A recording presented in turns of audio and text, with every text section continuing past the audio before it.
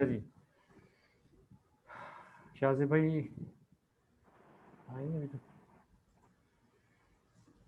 तो इसमें जो है हम ये कर रहे हैं कि हमने वही टुपल डिफाइन किया है, late x equal to i32 f64 u8, और उसके बाद हम x.0 करके हमने वो वैल्यू उठा ली 500 वाली, और 6.4 डॉट करके वो उठा ली .x.1, और मतलब मुख्तलिफ वैल्यूज़ हमने। अच्छा, जी अब ये काम करना ना, अभी इस कोड को कॉपी करें जी, और वहाँ पर इस कोड को कॉपी करें। इसको कॉपी करूँ? हाँ, वहाँ पर पेस्ट करें।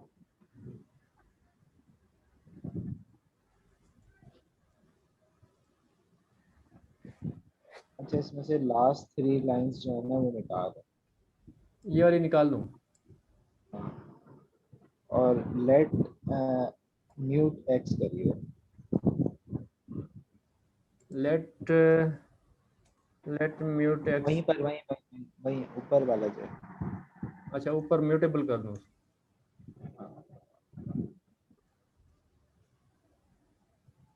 अच्छा, अब जो है ना x.0 लिखें, नीचे लाइन में लिखें x.0 इज इक्वल्स टू 600 करना, सेमीकोलन। सही है, चल हाँ, जाएगा तो ये। ये देखे ना ये, हाँ तो ये इसकी जो एरे बोलना टपल की जो लेंथ है ना वो ग्रो नहीं हो सकती। अंदर के जो भी आपके पास डेटा है ना वो ग्रोएबल है, लेकिन जो टपल इटसेल्फ है ना वो ग्रो नहीं कर सकता। जो आपने लेकिन उसकी पहले लेंथ दी थी पाइथन बस में वो तो वही है। डिफरेंट कॉन्सेप्ट है, पाइथन में हम टपल को चेंज भी नहीं कर सकते।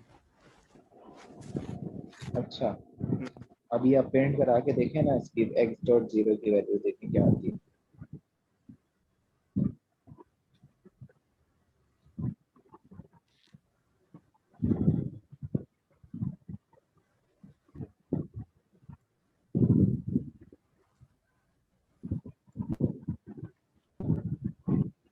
सही कह रहे हैं। देखना, इससे- म्यूटेबल कर दिया तो चेंज कर देता है उसको। हाँ, उसकी वैल्यू चेंज हो सकती है लेकिन टपल का साइज जो है ना वो जो उसकी लेंथ है वो वही रहेगी, वो भी रहेगी। ठीक है। अच्छा जी, the program creates a triple X and then makes the variable for each element by using their respective indices,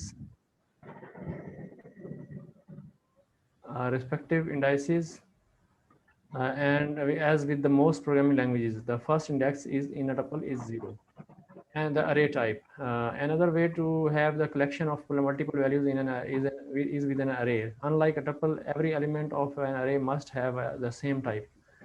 अब अरेज के अंदर जो है टाइप सेम होनी चाहिए, वरना ये काम नहीं करेंगी। Arrays in the Rust are different from arrays in some other languages because arrays in Rust have a fixed length like tuples. Fixed length क्यों हो गई? अच्छा। बस रस में होती है। अच्छा, यानी कि इसकी लेंथ ग्रो नहीं करेगी। हाँ अपेंड यानी कि अपेंड नहीं कर सकते हम इसके ऊपर अपेंड। हाँ, जैसे अगर हमने शुरू में बना लिया 100 एलिमेंट्स का एरे बना दिया तो वो 100 पे ही रहेगा एंड तक, उसको हम 150 नहीं कर सकते। ये बात। है, लेकिन हम दूसरी पाइथन और मतलब आपके अरे का साइज बढ़ा भी सकते हैं, कम भी कर सकते हैं। हाँ हाँ, वैसे तो एरे का साइज बढ़ जाता है। हाँ, और हम उसको यानी कि दो अरेज को ज्वाइन भी कर सकते हैं, मतलब उसको एक में कन्वर्ट करके, या अपेंड कर सकते हैं, या लिस्ट भी जो है आपकी लिस्ट भी ग्रोएबल होती है, लिस्ट की लेंथ ग्रो हो जाती है, अपेंड कर सकते हैं। अच्छा, सही। तो ये इसके अंदर जरा डिफरेंट है। ठीक है। Arrays are useful when you want to your data to, allocated on a stack rather than the heap. We will discuss the stack and the heap in more in chapter 4. Or when you want to ensure you always have a fixed number of elements. An array is not as flexible as the vector type, though a vector is a similar collection type provided by the standard library that is allowed to grow or shrink in size. अच्छा, vector जो है वो आपका grow हो सकता है, लेकिन अरे ग्रो नहीं हो सकता। हाँ हाँ लेकिन अब ये अरे और उसमें फ़र्क क्या हुआ वेक्टर में? उस पे वैक लिखना पड़ता है।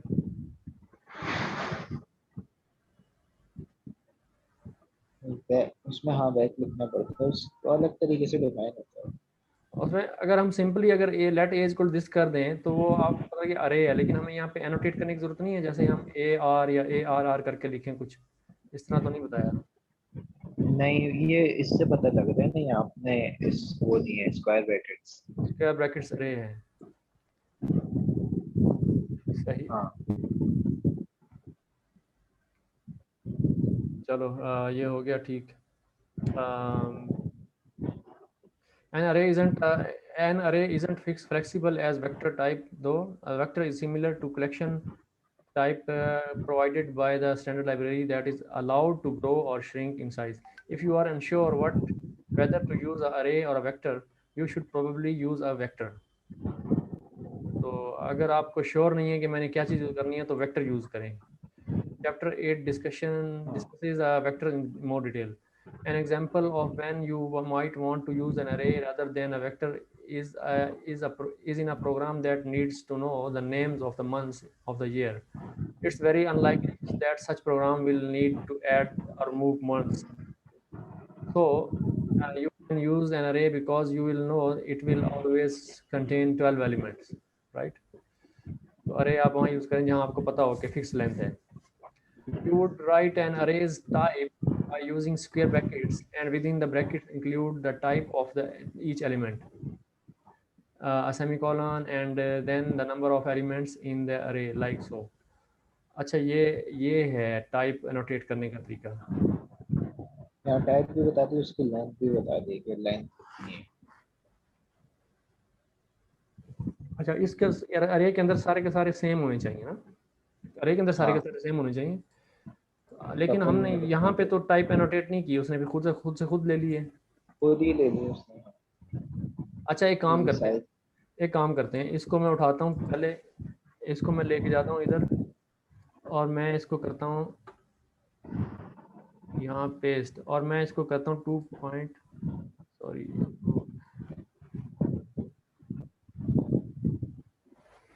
और let a is equal to unused variable. अब मैं इसको करता हूँ 0.0 कर देता हूँ, क्या कहते हैं? ये देखो ये एरर, हाँ अगर मिसमैच टाइप। तो अगर मैं इसके ज़्यादा एलिमेंट्स को ज़ीरो इस तरह कर देता हूँ तो ज्यादा वो फिर एरर तो वही तो रहा अच्छा है। अब पांचवे को करेंगे तो पहले से फिर ले रहा है, पहले से ले रहा है, उसकी टाइप वो पहले से ले रहा है। हाँ अगर आपने देखो सारे के सारे ही आपके फ्लोट हैं, लेकिन आपका पहला हाँ जो है ना वो आपका जो है, तो उसको तो ले लिया है, बाकी को नोटिफाई कर दो, अरे बाकी सही नहीं है, हाँ ये ठीक है, तो ये चक्कर है।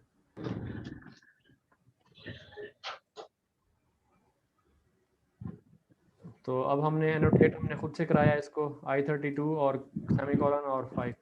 इसमें हम वो स्क्वायर ब्रेसेस ही लगा रहे हैं, इसमें राउंड नहीं लगा रहे।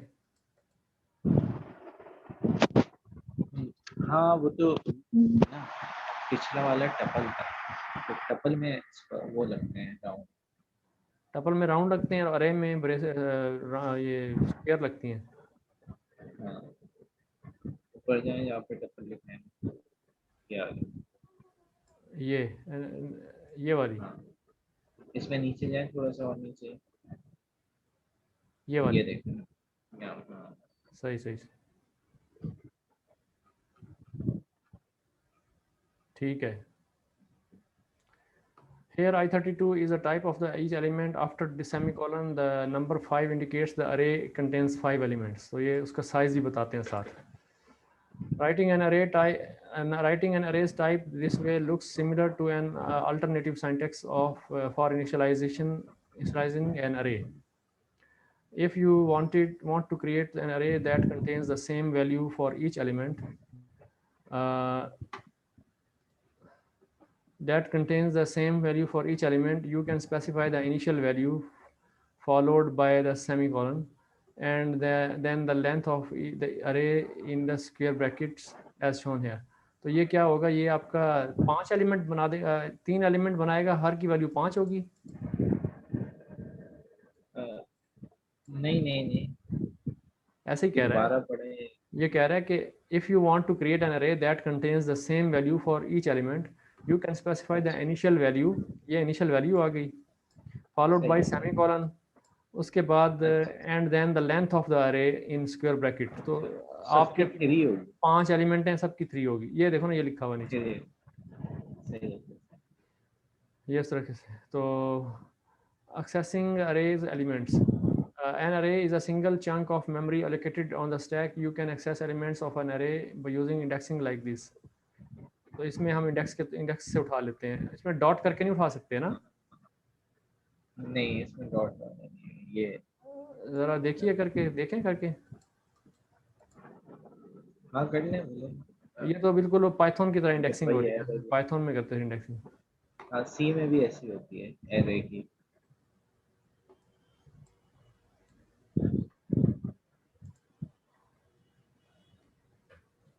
चेंज कर।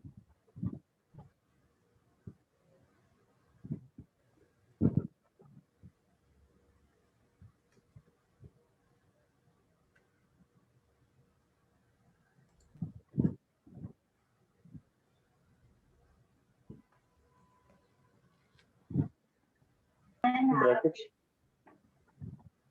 Know field of type. Know field to bracket से आएगा। टाइप, ये उस तरह से नहीं कर रहा जैसे हम उसको करवा रहे हैं, हाँ उस तरह से नहीं कर रहा। तो ये सिर्फ आपके वेक्टर्स पे करता है, टपल पे। लेकिन हाँ, क्या लेकिन क्या ये वेक्टर पे भी करेगा उस तरीके से डॉट नोटेशन से? वेक्टर पे, अब चलो वेक्टर जब पे आएगा तो देखते हैं। देखेंगे। हाँ तब देखते अच्छा जी, invalid array element access. What happens if you try to access an element of an array that is past the end of the array? Say you change the example to the following, which uses the code similar to the guessing game in chapter 2 to get an array index from the user. तो ये तुम्हारा chapter ही तकरीबन ख़त्म ही हो गया है। हैं। नहीं नहीं, नहीं, वो मतलब ये पहला इसका जो वाला पोर्शन ख़त्म हो गया है। हाँ पूछो। अच्छा, तो अब वो इसमें आगे क्या बता रहे हैं आगे? आगे देखिए कि what happens if you try to access an element, मतलब एक ऐसा एलिमेंट एक्सेस कर रहे हैं जो इसमें है ही नहीं है। मिसाल है 0 1 2 3 अच्छा, 4 5 है ना, 0 1 2 3 4 है ना, सही। तो आप उस एक्सेस हाँ करें फिफ्थ एलिमेंट या सिक्स एलिमेंट, तो उससे क्या होगा? The code compiles successfully if you run this code using cargo run and enter 0 1 2 3 4. The program will print out the corresponding values at the index in the array. If you instead enter a number past the end of the array, such as 10, you will see output like this. Thread main panicked at index out of bounds. The length is 5 but the index is 10. तो वो आपको दे देगा।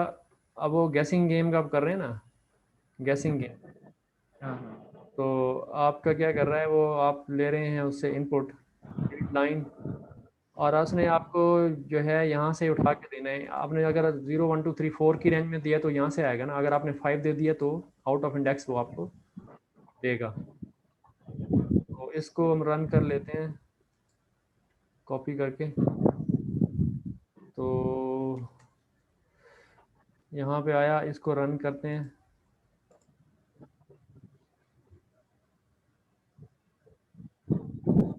तो अगर मैं यहाँ इसको 4 दूँ तो वो तो दे देगा, उस चौथे इंडेक्स पे 5 पड़ा है ना। अगर मैं इसको 6 सही है। 6 दे दूँ तो एरर दे देगा, क्योंकि आपका वैल्यूज़ जो हैं ही टोटल 5 वैल्यूज़ हैं। ज़ीरो इंडेक्स 0 1 2 3 हाँ 4 तक है, तो 6 पे भी नहीं दे रहा, 5 पे भी नहीं दे रहा, 5 पे भी नहीं दे रहा। सही। नहीं 5 पे तो, हाँ 5 पे नहीं आएगी ना? 5 पे नहीं आएंगी, 5 पे 5 नहीं फिफ्थ आएगी। इंडेक्स है ही नहीं है, फिफ्थ इंडेक्स हाँ तो है ही नहीं है। 50 नहीं, इंडेक्स 0 से स्टार्ट होता हाँ इंडेक्स 0 से स्टार्ट हो रहा है ना ये। अगर हम 0 देते हैं तो 0 भी देगा, 1 भी देगा, 2 भी देगा, 3 भी देगा, 4 भी देगा, लेकिन 5 नहीं देगा। The program resulted in runtime error at the point of using an invalid value in the indexing operation. The program exited with an error message that and did not execute the final print line statement. When you attempt to access an element using indexing, Rust will check that the index you have specified is less than the array length. If the index is greater than or equal to the length, Rust will panic. Less पे भी नहीं less या equal. नहीं, equal पे If the index is greater than or equal to the length अच्छा 5 index से length से एक कम होता है। लेंथ से एक कम होना चाहिए, वही पाइथन वाला ही कॉन्सेप्ट। लेंथ से एक कम देंगे तो तब भी आएगा। शाहजेब भाई आप भी एआई में हैं या सिर्फ आईओटी में ही है? आईओटी में। अच्छा आईओटी में, ठीक है। अच्छा जी, Rust will panic. This check has not to happen at runtime, especially in this case because the compiler can't possibly know what value the user will enter when they run the code later. This is the first example of Rust safety principle in action. Acha. In many low-level languages, this kind of check is not done. And when you provide an incorrect index, invalid memory can be accessed. अच्छा, अगर हम एक गलत index देते हैं तो Python में तो नहीं देता। पाइथन में तो क्या देता है, आउट ऑफ इंडेक्स रेंज। लेकिन ये लो लेवल लैंग्वेज सी की बात कर रहा है। सी में तो मेरे ख्याल में देता है, गार्बेज वैल्यू देता है उठा के। सी में मेरा एक्सपीरियंस है, सी में गार्बेज वैल्यू दे देता है। अगर आप इंडेक्स से बाहर दे दो ना कोई, सी में उठा के दे देता है। अच्छा, Rust protects you against this kind of error by immediately exiting instead of allowing the memory access and continuing. Chapter 9 discusses more of the Rust error handling. तो समझ आ गई माशाल्लाह। मसला तो नहीं था इतना ज़्यादा, आज के कॉन्सेप्ट इतने ज़्यादा मुश्किल नहीं थे। तो आज यहीं तक करते हैं, कल इंशाल्लाह दूसरे साथी भी ज्वाइन कर लेंगे। तो मैं रिकॉर्डिंग स्टॉप कर देता हूँ।